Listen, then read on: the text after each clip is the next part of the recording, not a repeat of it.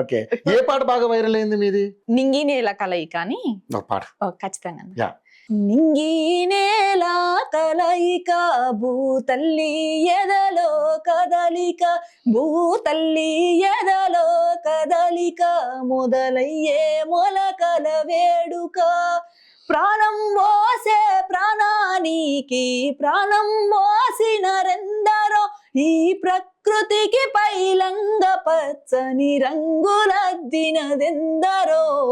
మట్టిని తాకిన చేతులకు మరి మరి దండాలో రామ, మొక్కలు నాటిన చేతులకు పరి పరి దండాలో, మట్టిని తాకిన చేతులకు మరి మరి దండాలో రామ, మొక్కలు నాటిన చేతులకు పరి పరి దండాలో.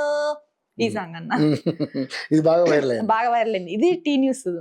ఓకే, దాంట్లో ముచ్చట్లు వచ్చింది. ఓకే ఓకే, తర్వాత అది చూసిన తర్వాత ఇంకా కంటిన్యూ చేశారు? ఇంకా కంటిన్యూ డైలీ ఇంకా పొలం దగ్గర మా పొలం నాటేసిన రోజులు పాడుతుంటే వీడియోస్ తీసుకోవడం, అప్లోడ్ చేయడం. ఇంకా నేను పాడుతుంటే మా వాళ్ళు కోరస్ ఇస్తారు. ఇంకా బుడద అంటే పల్లె పాటలు ఉంటాయి కదా, అవి పాడేదన్నమాట. వాళ్ళు కూడా మీతో పాటు గొంతు కలిపేటోళ్ళ? ఇంకా బాగుంటది అప్పుడు, ఇంకా మంచిగా అనిపిస్తుంది నాకు కూడా, ఇంకా హుషారు వస్తుంది. ఎంతమంది వచ్చారు ఫాలోవర్స్? నాకు ఇప్పుడు ఇన్స్టాగ్రామ్ లో 7 lakhs అన్న. సూపర్. ఎన్ని రోజులు? 1 year. 1 year లో 7 lakhs. Great great great. YouTube లో 3 lakhs. సూపర్. ఎప్పుడు మానిటైజేషన్ అయిపోయింది. రెవెన్యూ ఏమైనా వస్తుందా? యూట్యూబ్ నుంచి వస్తుందా? Okay, super super. దాని వల్ల డాడీకి ఇప్పుడు కొంచెం ఆసర అవుతున్నా. ఎక్సలెంట్ కదరా, దాన్ని అలాగే కంటిన్యూ చేయండి. మీ టాలెంట్ ని ఇలాగే చేసుకుంటూ మీరు ఎక్కడికి వెళ్ళిపోతారు అంతే. అలాగని జాబ్ మాత్రం విస్మరించకండి. Job trials. ఖచ్చితంగా డాడీ కూడా ఫస్ట్ మమ్మల్ని నన్ను స్టార్టింగ్ నుంచి ఈ ఫీల్డ్ కి పంపపోవడానికి కారణమే అది. ఎక్కడ డిస్టర్బ్ అవుతుందో మళ్ళీ అన్నట్టు డిగ్రీ మన గోల్ వేరు కదా, ఎటువంటి గౌట్ జాబ్ కొట్టాలి అన్నట్టు డిగ్రీ అయిపోయేంత వరకు కూడా బయటికి పంపించలే.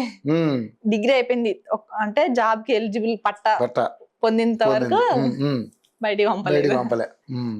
సో ఇప్పుడు ఎక్కడికైనా వెళ్ళగలరు? ఎక్కడికైనా ఇప్పుడు డిగ్రీలో అంటే నా స్టడీ డాడీకి అర్థమైంది కాబట్టి కథం నా బిడ్డ సాధించగలుగుతుంది అంటే 2 మేనేజ్ చేయగలుగుతుంది అన్న నమ్మకం వచ్చింది డాడీకి. ఓకే, అమ్మ నుంచి ఎలా ఉంటుంది ఎంకరేజ్మెంట్? మమ్మీ కూడా సపోర్ట్ చేస్తుంది, కాకపోతే కొంచెం భయపడుతుంది. బయట ఇప్పుడున్న జనరేషన్ ఎట్లుందన్న, బయటకు వెళ్తే తిరిగి వచ్చేంత వరకు కూడా నమ్మకం లేకుండా అయిపోయింది. ఏమనిపిస్తుంది ఈ సమాజాన్ని చూసి నీకు? ఇన్ని గవర్నమెంట్ మారుతున్నా గానీ ఇవి మాత్రం ఆగట్లే. దీనికి ఎప్పుడు ఫుల్ స్టాప్ పడుతుంది అనిపిస్తుంది. రీసెంట్లీ మన ఖమ్మంలో జరిగింది. అవును. సో నిజంగా ఇలాంటి జరిగినప్పుడు ఏమనిపిస్తుంది? అలాంటి వాటి మీద ఏమైనా పాటలు రాసేవాను? విజయవాడలో జరిగిన కరోనా టైంలో అప్పుడు మనం ఇంట్లోనే నార్మల్ ఖాళీగా ఉంటాం కదన్నా. అప్పుడు సింధుశ్రీ అని 9 months పాప తన తల్లే చంపింది. అంటే ప్రియుడిని ఉంచుకొని తండ్రికి తెలవకుండా పూడ్చి బొంద పెట్టింది. ఆ సంఘటన మీద నేను రాసిన ఒక పాట.